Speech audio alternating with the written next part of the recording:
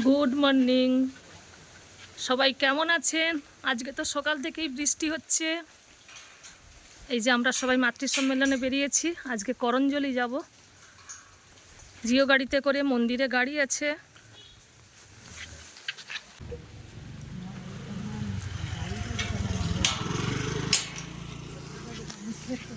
Weather ভীষণ খারাপ, বৃষ্টি হচ্ছে। আমরা এই জিও গাড়িতে করে এসেছি, করঞ্জলি স্টপেজে নেমেছি।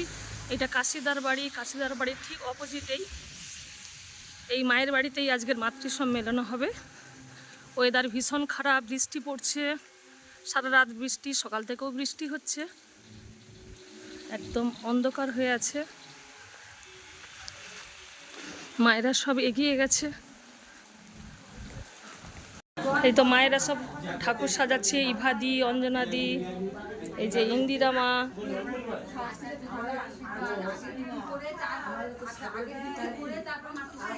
প্রদীপ জেলে নিলাম তোমায় বরণ করে, আমারই ঘরে থাকো আলো করে। তোমায় বরণ করে, আমারই ঘরে থাকো আলো করে। তোমার মা বাসো ঘরে।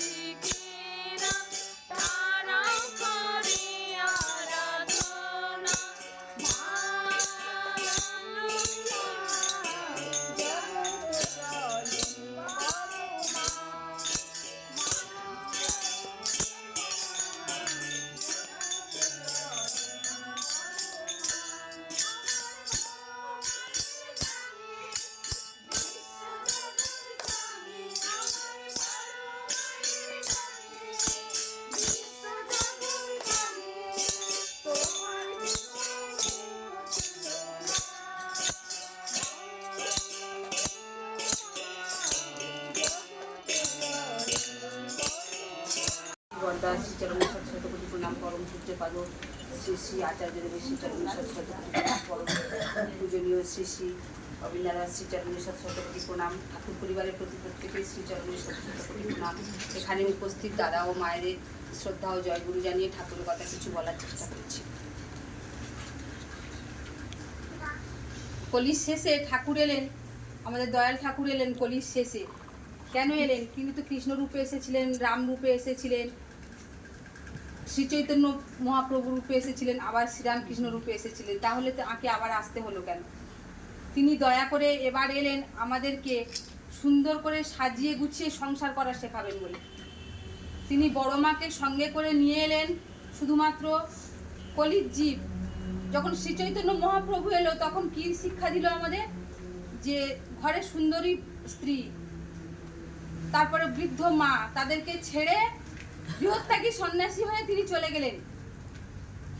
মা কাঁদছে, স্ত্রী কাঁদছে, সমাজ সংসার সবাই কাঁদছে, কিন্তু তিনি গৃহত্যাগী সংসারী হয়ে চলে গেলেন এবং প্রত্যেককে শিক্ষা দিলেন এইভাবে মাথা মুন্টন করে একটা শিক্ষে রেখে নামের ঝোলা নিয়ে সবাই নাম করতে থাকো।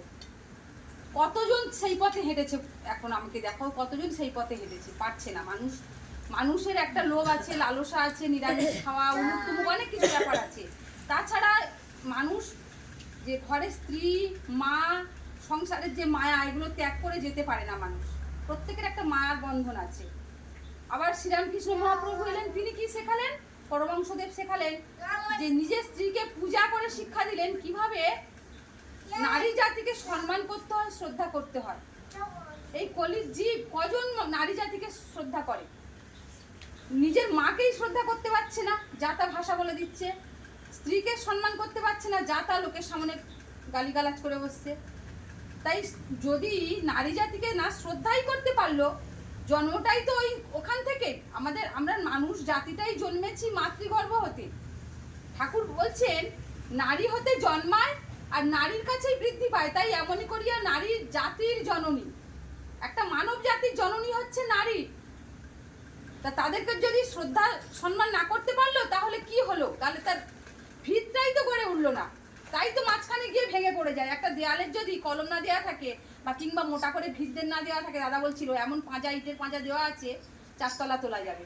তার তো ভিতটাই নড়বড়ে। সে মাকে শ্রদ্ধা করে না, স্ত্রীকে শ্রদ্ধা করে না, বোনকে শ্রদ্ধা করে না, পাড়া প্রতিবেশীর মেয়েকে কি শ্রদ্ধা করবে? তাই শ্রীরামকৃষ্ণ বললেন আমি এই যাব আর এই আসবো।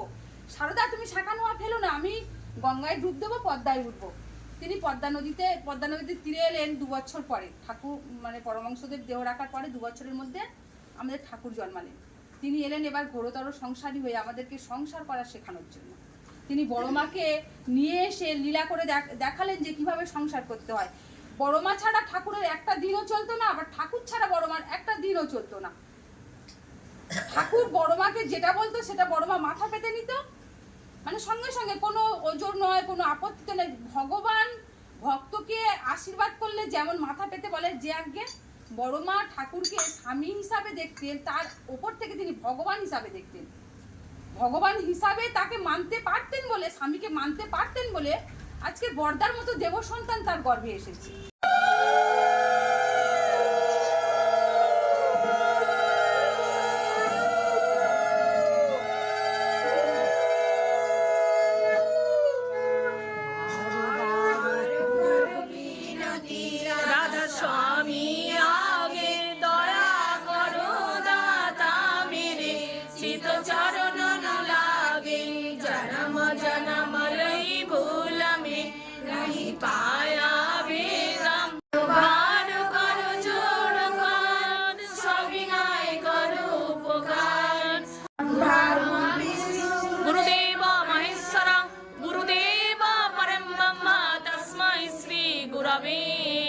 राधे राधे कृष्ण कृष्ण गोविंद गोविंद भालो वंदे पुरुषोत्तम वंदे पुरुषोत्तम वंदे पुरुषोत्तम परम प्रेममय श्री ठाकुर अनुकूल चंद्र जी की जय। पुरुषोत्तम मातृ सम्मेलन की जय। मातृ सम्मेलन की जय। मातृ सम्मेलन की जय। श्रावण परिक्रमा की जय। श्रावण परिक्रमा की जय। श्रावण परिक्रमा की जय। वंदे पुरुषोत्तम वंदे पुरुषोत्तम অনুকূল চন্দ্র জি কি জয়।